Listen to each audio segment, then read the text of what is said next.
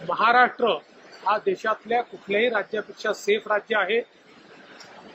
खरं म्हणजे प्रत्येक घटनेचं इतकं राजकीयकरण हे शोभत नाही। त्यांना केवळ राजकारण करायचं आहे, त्यांना जाती जातीमध्ये विद्वेष तयार करायचे, तेवढंच त्यांचं काम। 8,500 गावांपैकी 6,150 गावांची अंतिम जी आणेवारी आली आहे ती ओला दुष्काळाच्या दृष्टीने मागणी होत आहे।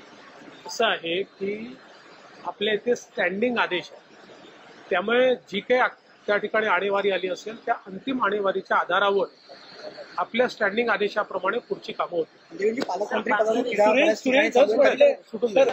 वाल्मिक कराडला अटक करा, गुन्हा दाखल करा आणि बीडचं पालकमंत्रीपद तुम्ही घ्यावं, असं आहे की बीडचं पालकमंत्रीपद कोणी घ्यायचं या संदर्भात अजितदादा, मी आणि शिंदे साहेब आम्ही ठरवू।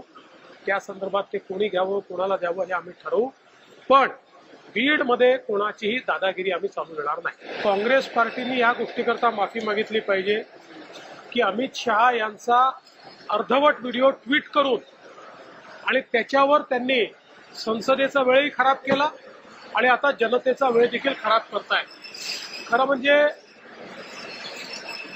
संसदेमध्ये बोलत असताना ज्या प्रकारे माननीय मोदीजींनी काँग्रेस पक्षाला एक्सपोज केलं आणि कशा प्रकारे भारतरत्न डॉक्टर बाबासाहेब आंबेडकरांना आणि भारतातल्या संविधानातल्या आरक्षणाला देखील नेहरूजींचा, इंदिराजींचा आणि संपूर्ण गांधी घराण्याचा वारंवार विरोध राहिला आहे, हे पूर्ण पुराव्यासहित ज्यावेळेस जगासमोर मोदीजींनी आणलं, त्यामुळे काँग्रेस पार्टी अशा प्रकारे आता नाटक करण्याचं काम करते आहे। खरं म्हणजे याच काँग्रेस पार्टीने कधीही भारतरत्न डॉक्टर बाबासाहेब आंबेडकरांना निवडून येऊ दिलं नाही, जाणीवपूर्वक त्यांना पाडलं। आणि एवढंच नाही तर अगदी भारतरत्न डॉक्टर बाबासाहेब आंबेडकरांचं ज्या ठिकाणी महापरिनिर्वाण झालं त्या इंदू मिल, तिथे इंदू मिलच्या जागेवर स्मारक व्हावं याकरता इतके वर्ष आंदोलनं करावी लागली, पण सुईच्या टोका एवढी जमीन देखील काँग्रेसच्या सरकारने दिली नाही।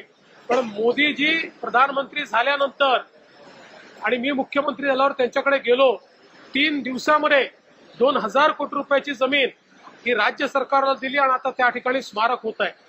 लंडनमध्ये ज्या ठिकाणी बाबासाहेब शिकले त्या ठिकाणी ते घर लिलावात निघालं होतं।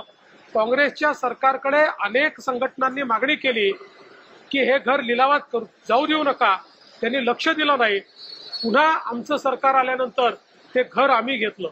महू असो, दीक्षाभूमी असो, अलीपूर रोड असो, प्रत्येक ठिकाणी भारतरत्न डॉक्टर बाबासाहेब आंबेडकरांच्या स्मृती जपण्याचं काम हे मोदी सरकारने आणि भाजपने केलेलं आहे।